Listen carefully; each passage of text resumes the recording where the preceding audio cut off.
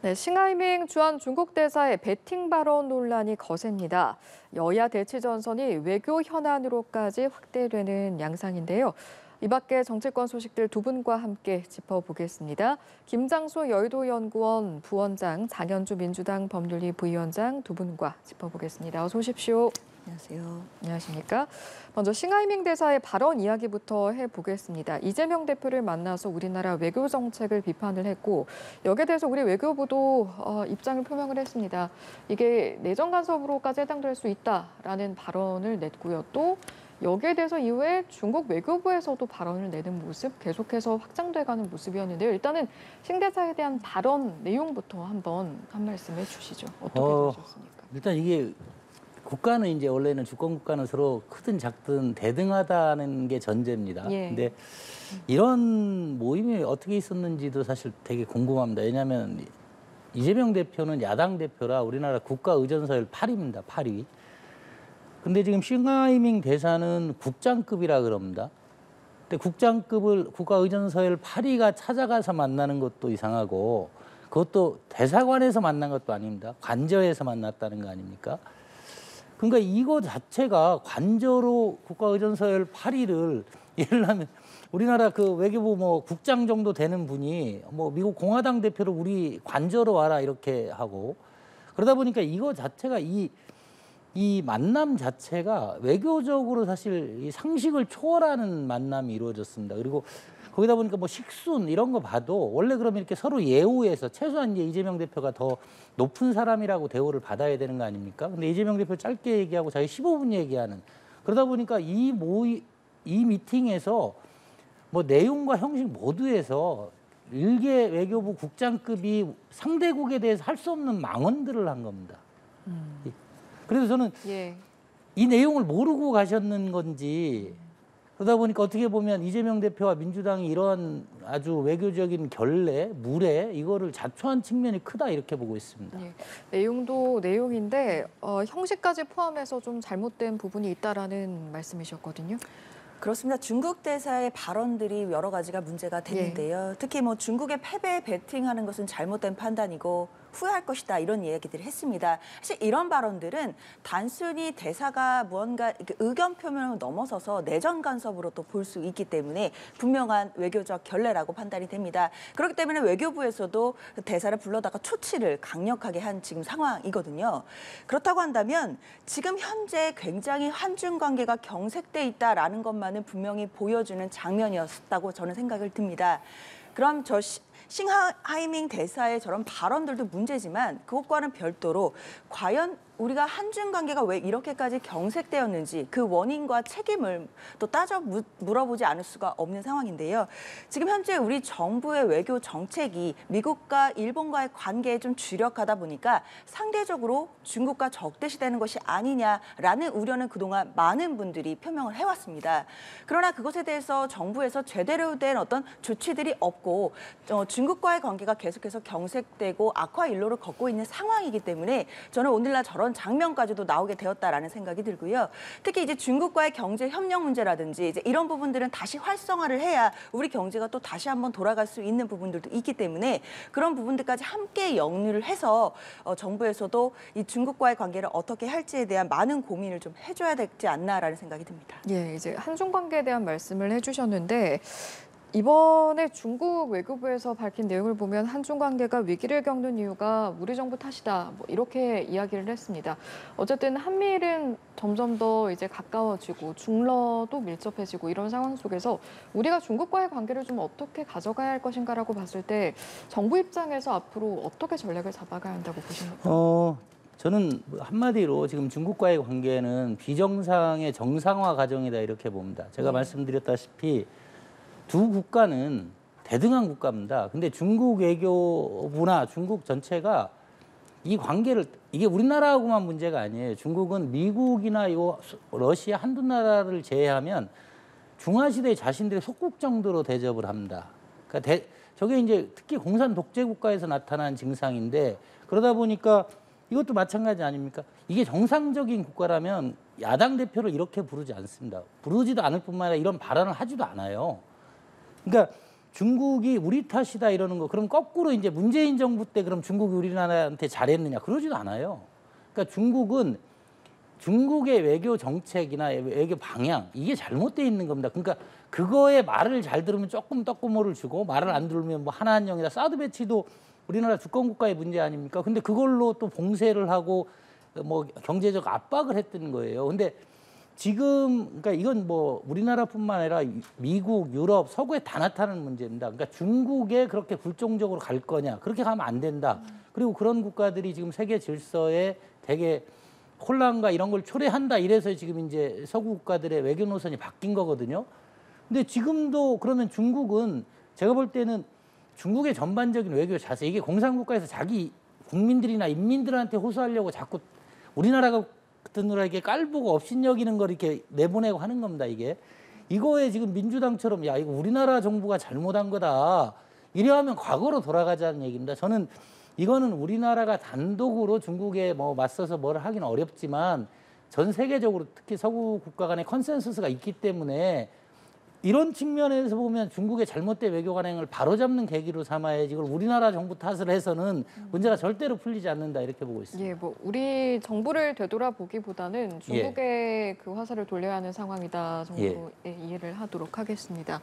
마찬가지 질문 드리겠습니다. 중국과의 관계 앞으로 어떻게 가져나가야 할 거라고 보십니까? 철저하게 국익을 기준으로 해서 실용주의적 외교를 해야 된다라는 생각이 듭니다. 특히 이제 중국과의 관계는 우리나라 경제에 미치는 영향이 정말 막대합니다. 그렇기 때문에 중국과의 지금 같은 관계를 유지해 나간다라고 하면 특히 대중무역을 담당하고 계시는 우리나라 또 국민들이나 또는 기업 같은 경우에는 굉장히 어려움을 겪을 수밖에 없습니다. 정부로서는 지금 중국과의 관계에 있어서는 철저하게 실용주의적으로 그리고 경제적인 협력 부분에서 어떻게 다시 활성화시킬 수 있을지를 놓고 고민을 해야 됩니다. 그렇기 때문에 지금 중국의 여러 부적절한 발언들이 나오고 있지만 그런 발언들을 초치하는 것도 외교적으로 해야 될 일이지만 또 물밑에서는 어떻게 외교를 잘해서 어떻게 대화를 잘해서 이 관계들을 상호 호혜적인 관계로 다시 되돌리고 복원할 수 있을지에 대해서 철저하고 또 실용주의적인 관점에서의 어떤 대안들이 나와야겠습니다. 예, 알겠습니다. 이번 싱대사의 발언 그리고 또 그 공간이 이재명 대표를 관저로 초대한 공간이었다 보니까 이 대표에 대한 어떤 비판의 발언도 여당에서는 나오고 있습니다. 굴욕적이다, 삼전도 굴욕이라는 발언까지 나왔는데 어떤 말씀하시겠습니까? 국민의힘에서 당연히 비판할 수 있는 지점이라고 생각이 듭니다. 물론 그 싱 대사의 어떤 발언 자체도 굉장히 외교적인 결례 부분이 있었기 때문에 집권 여당이 국민의힘에서 얼마든지 정치적으로 비판할 수 있다고 생각은 드는데요. 저는 집권 여당으로서 조금 더 책임 있는 자세를 보여주시면 어떨까라는 아쉬움이 듭니다. 지금 이 관계에서 특히 이 중국과의 관계가 틀어진 부분에 대해서 집권 여당으로서 또 나름대로의 책임감도 있어야 된다고 생각이 듭니다. 이 부분을 단순히 비판만 할 것이 아니라 야당 대표가 왜 중국 대사를 만나서 무슨 얘기를 하려고 했었는지 그 부분에 대해서도 한번 고민해 주셨으면 좋겠고 특히나 비판을 위한 비판 말고 그렇다면 중국과의 관계를 개선하기 위한 어떤 대안을 내놓는지 이런 대안이 있는 비판을 해주시면 그것이 좀 더 집권 여당으로서의 걸맞는 책임 있는 태도가 아닌가라는 생각이 듭니다. 예, 여당으로서 좀 더 다른 모습이 필요하다는 말씀이셨고 이재명 대표가 했던 발언을 보면 중국 태도가 마땅치 않긴 한데 협조하는 게 외교다 이런 맥락의 발언을 또 했습니다. 저는 사실 요새 이재명 대표와 민주당이 어떻게 돌아가는지 사실 되게 궁금합니다. 왜 그러냐면 이런 회담 자체는 성립될 수가 없는 겁니다. 근데 뭐 그래요. 뭐 그런 거는 다 그렇다 쳐도 저는 이재명 대표가 예를 들면 중국의 대사, 중국 대표를 만나는 거잖아요. 그럼 최소한 우리 정부의 대중국 기본 정책은 알고 가야 됩니다. 근데 이재명 대표 발언 중에 가장 심각한 게 우리는 하나의 중국 정책을 지지한다 이렇게 발언을 했어요. 우리 정부는 하나의 중국 정책을 지지한 적이 한 번도 없습니다. 이게 일반인들이 듣기에는 같은 말처럼 보이지만 하나의 중국 정책이라는 거는 중국 전체에서 중국만이 유일한 합법 정부고 그 얘기는 좀 심하게 얘기하면 대만이나 여기는 중국 영토라는 겁니다. 근데 우리 정부나 미국 정부의 입장은 지지한다는 건 그걸 지지한다는 거고요. 영어로 억날리지입니다. 이건 알고 있다. 중국이 그런 주장을 하는 걸 알고 있고 어떤 경우는 존중한다. 이렇게 얘기를 하는 겁니다. 이거 완전히 다른 얘기인데 중국에서 보면 이재명 대표 같은 얘기를 이전까지 미국이나 서구 어떤 지도자도 하지 않은 발언을 우리나라의 정책이라고 발표를 해버린 겁니다. 그래서 제가 볼 때 아니 야당 대표가 그래도 외국의 대표를 만나러 가는데 그것도 미팅 형식도 이상한데 그럼 최소한 식순을 보면 야 내가 5분 발언하고 저 사람 5분 발언하고 원래대로라면 이재명 대표가 15분 발언하고 중국 대사는 1, 2분 얘기하는 게 격식에 맞는 겁니다. 근데 그걸 거꾸로 그걸 듣고 있고 또 들리는 얘기 민주당에서 이걸 유튜브로 생방송을 했다 그래요. 근데 이제 실용 외교 관점에서도 마찬가지입니다. 이게 우리나라만 중국과 관계를 맺고 있다 이러면 상당히 이제 실용적으로 접근할 수 있는데 지금 중국하고 어떤 관계를 풀기 위해서 우리가 실용적으로 접근하면 경제적으로는 우리한테 오는 타격이 훨씬 심할 겁니다. 왜냐하면 이미 중국에 대해서 서방국가 전반에서 공급망에서 일부에서 배제하자는 게 나왔어요. 중국에 생산된 물품이 수출하기도 어렵고 그렇기 때문에 지금 민주당에서 얘기하는 국익 실용 외교도 저는 그게 정말 내용을 검토하고 하는 얘기인지 그냥 지금 할 말이 없으니까 자꾸 실용 얘기를 하는 건지 그것도 사실 의구심이 듭니다. 예. 여기에 대해서는 반박하실 내용이 있을 것 같은데요. 사실 뭐 말씀도 일리가 있는 말씀입니다. 특히 이제 국가의 한 국가의 외교 정책이라는 것을 뭐 단순하게 판단하기는 어렵고 굉장히 여러 가지 복합적인 부분들을 기반으로 해서 그래서 정책이 나오는 것임을 잘 알고 있습니다. 다만 그렇다 하더라도 우리 정부가 미국이나 일본과의 관계 개선을 위해서 그 주력하는 반면에 중국에 대한 외교에 대해서는 얼만큼의 힘을 실었고 얼만큼의 또 구체적인 대안이나 정책이 있는지에 대한 의문인 것입니다. 그렇기 때문에 지금 한중 관계가 색이 되었고 예전보다 안 좋아져 있다라는 부분들에 대해서는 많은 전문가들이 일치해서 이야기를 하는 부분이 있는데요. 그럼 이것에 대해서 어떤 대안이 있느냐 이런 이야기입니다. 중국과의 외교에 있어서는 경제적인 관점에서 정말 실용적인 외교가 필요한 지점인데 그 부분에 대해서도 정부가 좀 대안이나 대응책을 또 국민들께 말씀을 해주셔야 우리 국민들께서도 조금 더 안심하시지 않을까라는 생각이 듭니다. 예, 혹시 덧붙이실 내용이 없다면 주제를 바꿔보겠습니다. 성관이 이야기 좀 해보려고 하는데 성관이가 감사원의 감사를 받을 것인가 이게 계속해서 공방이 되다가 지난번에는 이제 받지 않겠다라고 하다가 다시 이제 검토를 해서 부분 감사를 수용을 했습니다. 이번 결정 어떻게 바라보십니까? 이런 표현들이 너무 많이 쓰여서 좀 식상한 감이 있는데 이 비정상의 정상화 과정에서 오는 진통이라 이렇게 보고 있습니다. 예. 왜냐하면 선관위를 헌법기관으로 두고 한 가장 큰 이유는 선거 행정 사무를 중립적으로 하고 독립적으로 하라는 겁니다. 근데 지난 정부 얘기해서 하지만 지금 선관위는 그 독립성, 중립성, 외부기관의 감시를 안 받는 거를 다 악용해 왔습니다. 자녀들 특별 채용하는 데 쓴 거 아닙니까? 이것도 감사를 못 받겠다 하는데 그렇다면 선관위가 얘기하는 독립성, 중립성은 제대로 지켜져 왔느냐? 그렇지 않습니다. 이게 선거 관리를 중립적으로 한다는 건 뭡니까? 가장 누가 봐도 중립적인 정치적으로 불편 부당한 인물들을 임명해야 됩니다. 근데 노태와 이 선관위원장뿐만 아니라 이런 표현이 어떨지 모르지만 강성 민주당 지지자들을 개딸이라고 합니다. 근데 개딸보다 더 개딸 같은 문재인 대통령 캠프에 있었던 사람 내지는 평소에 정치적 발언이 민주당 강성 지지층보다 더 나갔던 분을 2명이나 임명을 했어요. 그러다 보니까 선관위의 중립성과 독립성은 그런 분들을 임명하고 또 그런 결정들이 나왔어요. 누가 봐도 야 저거 당파적이다. 민주당에 유리한 이런 결정들이 계속 나왔기 때문에 저는 지금 자기들이 그걸 돌아봐야 된다. 중립성과 독립성을 왜 헌법에서 부여했고 그거하고 당연히 특별 채용은 아무 상관이 없죠. 당신들 자녀 특별 채용하라고 준 것도 아니고 그리고 우리 스스로 독립성과 중립성을 무너뜨리는 행위들을 하는 게 아닌가. 이런 차원에서 문제를 봐야지 지금 그러다 보니까 선관위 입장에 국민들이 동의를 못하고 있다 이렇게 보고 있습니다. 예. 어쨌든 선관위가 기존에 이제 그 고수를 해왔던 원칙을 선회를 한 건데 그렇죠. 어떻습니까? 이번 결정을 이렇게 내린 걸 보면 여론을 어느 정도 의식한 결정이다라고 보면 될까요? 그렇습니다. 선관위하고 감사원이 그동안 갈등을 빚어왔는데요. 당연히 선관위는 본인들이 헌법상 독립적인 기구라는 점을 근거로 해서 감사원의 감사를 전면 거부를 했었습니다. 그러나 여론이 굉장히 악화가 되었고요. 그렇기 때문에 특혜 채용 의혹에 대해서는 감사원의 감사를 받겠다라고 전향적으로 입장을 바꾼 것입니다. 그러나 그럼에도 계속해서 국민의힘은 반쪽짜리다 이야기를 하면서 전면 감사를 받아야 된다라는 주장을 펴고 있는데요. 저는 이 부분은 좀 본말이 전도된 것이 아닌가라는 생각이 듭니다.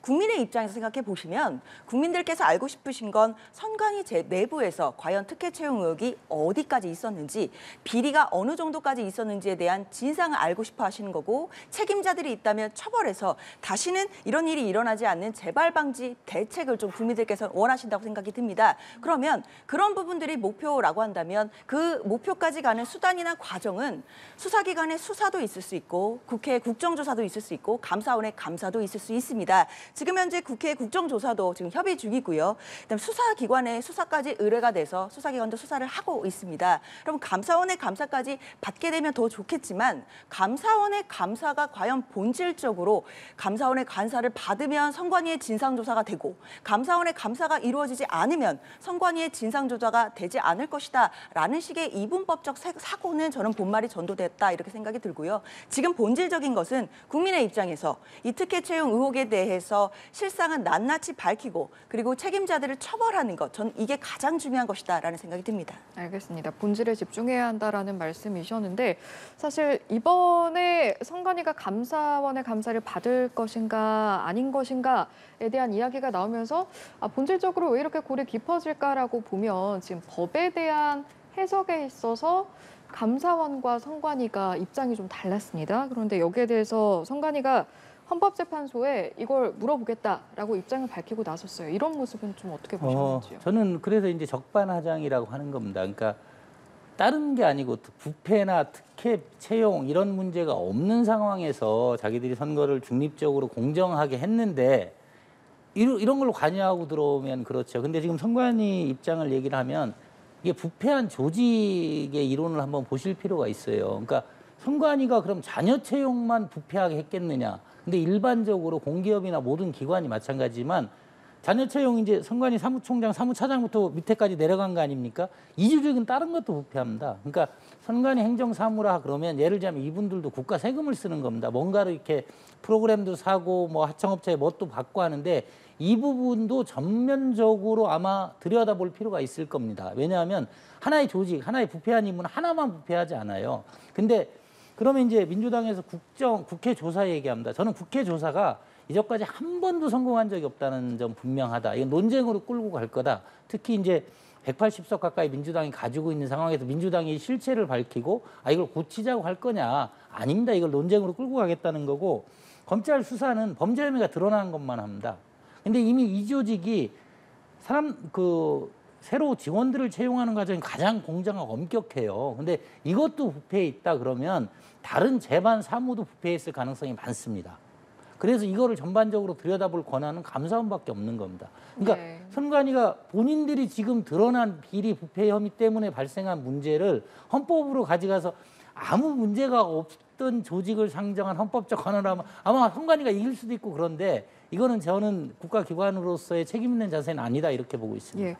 예, 저희가 이제 선관위 이야기 시작하면서 선관위가 감사원의 감사를 부분적으로 수용하기로 했다라고 시작을 하긴 했습니다만 그렇다고 해서 바로 감사가 이루어지느냐 그건 또 아닌 것 같습니다. 감사원은 범인은 우리가 정한다 이렇게 밝힌 거잖아요. 그렇죠. 아직까지 이 갈등 국면이 해결되지 않았다라고 봐야겠습니다. 이 갈등 국면에 사실 저는 본질적인 문제는 어떤 입법 미비에 있다라는 생각이 듭니다. 여러 가지 이제 법조인들도 많은 이제 해석들이 분분했었는데요. 헌법과 그리고 국가공무원법 그리고 감사원법에 이제 규정돼 있는 어떤 조문들을 가지고 감사원은 감사원대로, 선관위는 선관위대로 자신들의 조직에 유리한 방향으로 해석을 했기 때문에 이 갈등이 해결이 되지 않은 부분이 있습니다. 그럴 때 이렇게 그 국가기관 간의 권한 다툼이 있을 때 하라고 있는 것이 헌법재판소의 권한쟁의 심판 그 과정입니다. 그렇기 때문에 당연히 선관위로서는 권한쟁의 심판을 구해서 과연 감사원의 말이 맞는지 선관위의 말이 맞는지를 물어볼 수 있는 것이고요. 이렇게 해서 국가기관 간의 어떤 권한쟁의의 어떤 권한의 어떤 그 범위에 대해서 헌재가 좀 판명을 해줄 수 있다라고 한다면 저는 갈등을 본질적으로 또 종집을 찍을 수 있다라는 생각이 들기 때문에 헌재에다가 권한쟁의 심판을 결정한 것 자체는 저는 선관위로서 분명히 할 수 있는 조치라고 생각이 듭니다. 알겠습니다. 선관위원장의 거취 이야기도 좀 해보겠습니다. 국민의힘에서 이제 이번에 요구를 했던 것이 감사원의 감사를 받아라. 그리고 선관위원들 전원 사퇴해라 이거였는데 일단은 감사에 있어서는 어쨌든 부분적으로 수용한다라는 결정을 내린 거고요. 다만 앞으로 거취를 좀 보면 선관위원장의 발언을 보니까 자리에 연연하지 않는다. 그런데 지금 당장 그만두는 게 능사가 아니다. 지금 놓여 있는 것들보다 좀 정리를 해야 한다라는 맥락의 발언으로 보이거든요. 그래서 이제 이런 분들 많습니다. 그러니까 자기가 수장을 맡고 있는데 이 조직에서 뭐 다른 문제도 아니고 일단 부패 문제, 부정채용 문제가 드러났는데도 마치 자기가 무슨 권력에 의해서 탄압을 받는 민주투사 같은. 근데 선관위를 위해서도 마찬가지입니다. 지금 선관위에서 국민 여론에 밀려서 감사를 받겠다 했지만 헌법재판소에 권한쟁의를 청구한다는 거 아닙니까? 이거 오래 걸립니다.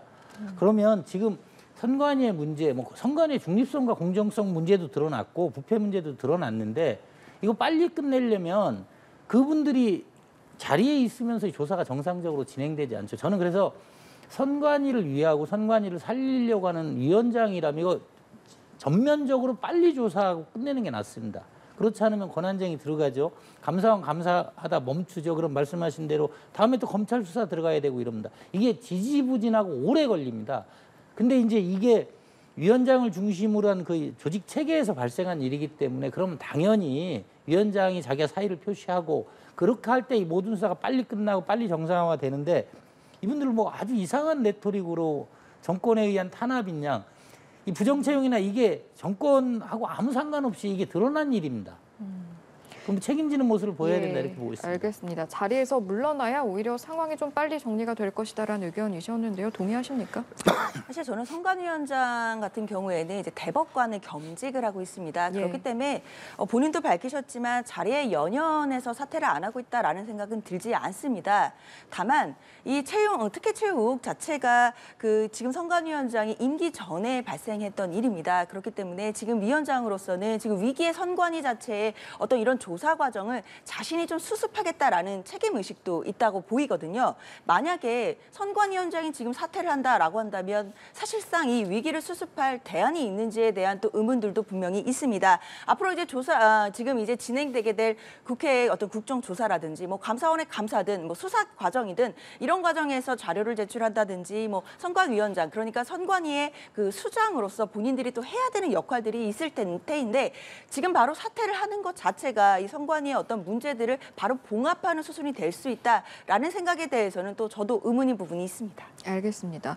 감사원 관련해서는 감사원이 사실 그동안 전현희 권익위원장과도 약간 공방이 있는 모습이었는데 이번에 감사 보고서를 공개를 했잖아요. 전 위원장은 지금 명예훼손이다 이렇게 반발하고 있거든요. 어떻게 보십니까? 일단 감사위원회에서 결국 전현희 위원장이 뭐 근태 문제라든지 뭐 유권 해석이라든지 뭐 이런 부분과 관련해서 이제 불문 결정을 했습니다. 그러니까 불문이라는 것은 사실상 이제 무혐의 결정이라고 이제 해석할 수 있을 텐데요.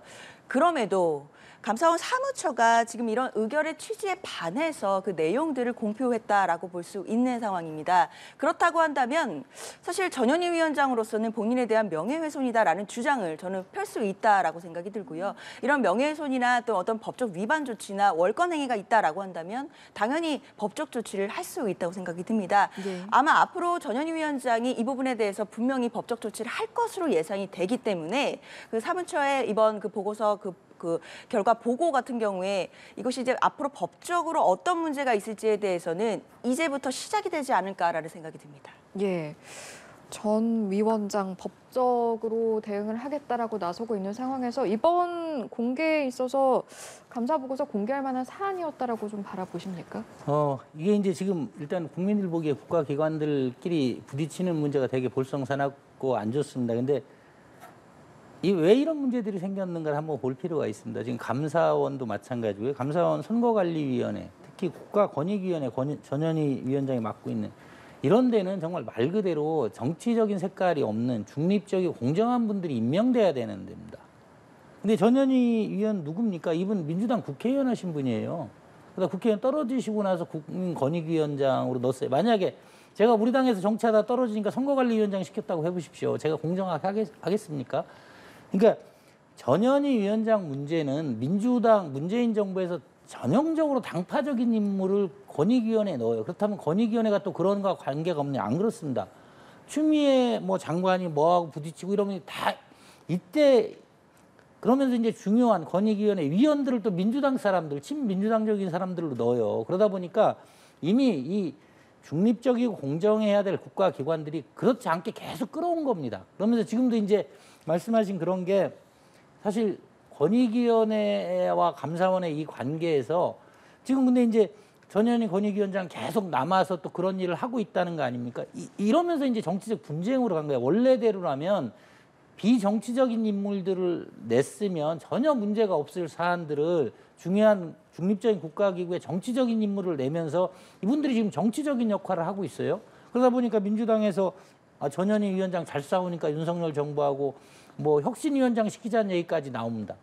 그러다 보니까 이분이 지금 권익위원장으로 활동하고 있는 건지 권익위원장 임기 전부터 지금까지 민주당의 정치인으로 활동하고 있는지가 매우 의심스럽고 그리고 그래서 이제 뭐 4대 4가 나왔다 이런 게 이 권익위원회가 공정하게 정말 중립적인 사람들로 인정됐다 그러면 그 존중을 받을 건데 지금 전혀 그렇지 않은 매우 정치적인 모습으로 흐르고 있기 때문에 이 부분은 어떤 식으로든 종지부를 찍어야 된다 이렇게 보고 있습니다. 예, 지금 해주신 말씀은 애초에 임명을 한 전 정권에 대한 비판의 목소리로 들렸는데 어떤 말씀하시겠습니까? 저는 이 말씀을 꼭 드리고 싶습니다.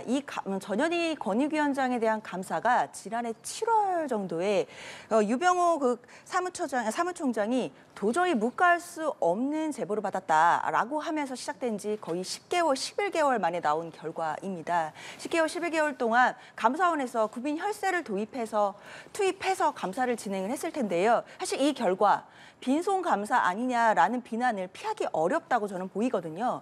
그렇다라고 한다면 이 감사원도 과연 중립적으로 감사를 했다라고 말할 수 있는지에 대해서 저는 좀 역으로 질문을 드리고 싶습니다. 예, 역으로 질문 드리고 싶다고 하니까 예. 네, 한 말씀 해주셔야 할 것 같은데요. 지금 이제 그 공조직 지금 그래서 이제 이 알박기가 무서운 겁니다. 이렇게 감사원 같은 데나 대부분의 공공기관들이 대통령이 바뀐 말을 잘 들을 것 같지만 전혀 그렇지 않습니다. 특히 이제 감사위원이나 감사위원장 내지는 뭐 권익위원장 마찬가지인데요. 이분들 정권 5년이면 바뀐다는 거 압니다. 그러다 보면 제가 그래서 이 수장들을 바꿔야 된다는 게 새로운 행정부가 와도 전 정부에서 정치적으로 임명된 인물들이 이걸 방해하겠다 하면 1년이고 2년이고 방해할 수 있습니다. 지금 그러고 나서 이제 민주당에서 뭐 빈수레다 이러는데 그러기 전에 그거를 방해할 수 있는 사람들이 자리를 비워놓고 다른 사람들이 조사를 하고 나서 결과를 말씀할 수 있다 이렇게 보고 있습니다. 알겠습니다. 주제를 한 번 더 바꿔보겠습니다. 민주당 상황 좀 짚어보려고 하는데 민주당은 최근에 이대경 혁신위원장 사퇴 이후로 지금 비명계, 친명계 갈등의 골이 깊어지고 있다 이런 이야기 들리고 있잖아요. 일단 실제 분위기 좀 어떻게 체감하시는지 궁금합니다. 당 내에서는 당연히 여러 가지 이야기들이 지금 성토되고 있습니다. 그리고 이제 12일 그러니까 월요일이죠. 월요일에 의총이 또 예정되어 있기 때문에 예. 그 의총장에서도 의원들이 여러 가지 이야기들을 허심탄회하게 가감 없이 지금 표출할 것으로 그렇게 생각이 듭니다. 당연히 혁신위원장 선임 과정에서 이제 있었던 여러 가지 혼란 자체에 대해서는 이제 대표와 지도부를 향한 또 성토들이 많이 있는 상황입니다.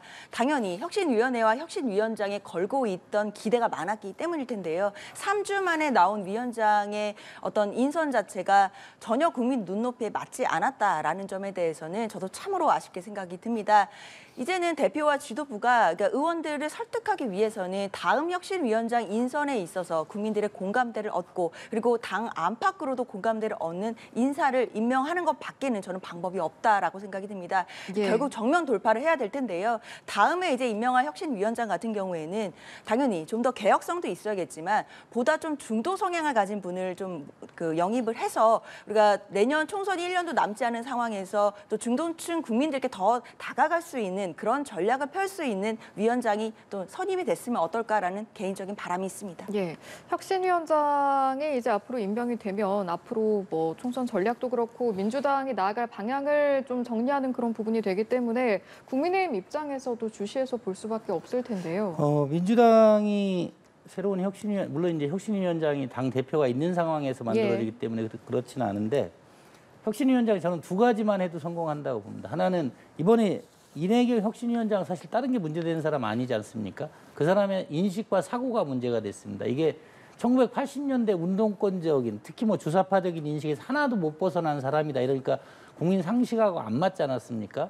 그래서 저는 사실 친명 비명 갈등을 보면서 저 사람들 별로 생각도 안 다르는 사람들이 맨날 싸운다 이렇게 봅니다. 생각이 별로 다르지가 않아요. 근데 혁신위원장 첫 번째 조건은 저는 386 운동권들 안 된다고 봅니다. 이분들이 지금 민주당하고 국민들하고 많이 인식이 이게 80년대 벌써 4, 50년 전 얘기고요. 그 사람들이 인식이 또 1920년대, 30년대 인식들을 많이 가지고 있어요. 그러니까 제발 그 운동권 출신이 아닌 일반적인 국민 상식에 맞는 사람 정도만 해도 민주당이 많이 달라질 거다. 그러면 이번 뭐 요새 계속 민주당에서 나오는 뭐 이상한 뭐 국민들이 이해하기 힘든 행동들, 뭐 중국에 대한 저 굴종적인 자세 이런 것들을 극복할 수 있을 것이다라고 봅니다. 네, 알겠습니다. 이번에 혁신위원장을 뽑을 때는 아무래도 그 전보다 조금 더 촘촘하게 검증이 이루어질 것 같은데 좀 검증 시스템은 손보거나 그런 부분이 있습니까? 사실 이런 부분에 대해서 당내 검증이기 때문에요. 예. 뭐 대통령실에서 뭐 공직자를 검토하는 것만큼 그런 검증까지는 아니겠지만 그래도 당내에서 일단 한 차례 혁신위원장 이제 사태나 소동을 겪은 상황입니다. 당연히 좀 더 검증을 강화할 것은 분명하고요. 지금 여러 후보들이 뭐 언론 보도를 통해 오르내리고 있습니다. 뿐만 아니라 뭐 20명에 가까운 지금 후보들이 있다라는 보도들도 나오고 있는데요. 그만큼 당에서는 의원들의 여러 추천도 받고 많은 분들의 의견을 지금 모으고 있습니다. 분명합니다. 네. 이번 혁신위원장만큼은 또 국민적인 지지도 받고 공감도 받는 사람이 나와서 그리고 혁신을 해야 민주당이 좀 더 국민 곁에 다가갈 수 있는 그런 또 중요한 지금 분기점이 된다라는 말씀을 분명히 드릴 수 있겠습니다. 알겠습니다. 이 내용도 짚어보겠습니다. 새 대법관의 권영준 교수, 서경환 판사가 임명이 제청이 되는데 일단 대법원장의 선택 어떻게 바라보셨는지요? 이거 이제 같은 문제가 계속 나오는 겁니다. 요새 언론 보도를 보면 15명 중에 7명이 진보라고 하는 거 아닙니까? 그래 이번에 두 분을 중도적인 분 넣어서 보수뿐만 아니라 중도까지 합쳐서 8명이라는 겁니다. 그러니까 대법원 같은 데도 중립적이어야 되는데 아닙니까? 그러니까 이제까지 김명수 대법원장이 추천한 사람들 하면 진보가 9명, 10명 되게 돼 있었습니다. 그러다 보니까 대법원이나 이런 게 최종적인 문제 해결이 아니고 국민적인 불신과 불만의 그 정쟁의 도구가 됐는데 그래서 상식적으로 이번에도 또 진보를 넣으려고 하고 우리법 연구 그러니까 이제까지 그 대법원이 얼마만큼 한쪽으로 편향돼 있는지를 보여주는 그 대통령이 그나마 압력 넣어서 그 중간적인 사람들 했다는 거 아닙니까? 그래서 참 다행이라고 보고 있습니다. 예, 마찬가지 질문 드리겠습니다. 이번 결정 어떻게 보셨는지요? 사실 이번에 대법관 임명과 관련해서는 사실 대법원장이 재청도 하기 전에 대통령이 임명을 보류할 수 있다라는 관측 보도들이 많았습니다. 그렇기 때문에 사실 재청도 전에 이게 사법부의 독립에 이제 부당한 압력을 주는 것이 아니냐라는 비판이 있었으면 분명한 사실인 것 같고요. 그런 비판에 더해서 지금 이제 임기가 맞춰지는 박정화 대법관 같은 경우에 여성 대법관입니다. 그 여성 대법관의 후임으로 또 남성 대법관을 또 지명했다는 것 그리고 이제 임명이 될 것이라는 점 자체는 법조계의 일환에서 봐도 좀 퇴보하는 것이 아니냐라는 우려가 분명히 있다는 점도 말씀드려야겠습니다. 네, 여기까지 듣고 마무리하겠습니다. 오늘 이 시간은 김장수 여의도연구원 부원장, 장현주 민주당 법률부위원장 두 분과 함께했습니다. 고맙습니다. 감사합니다.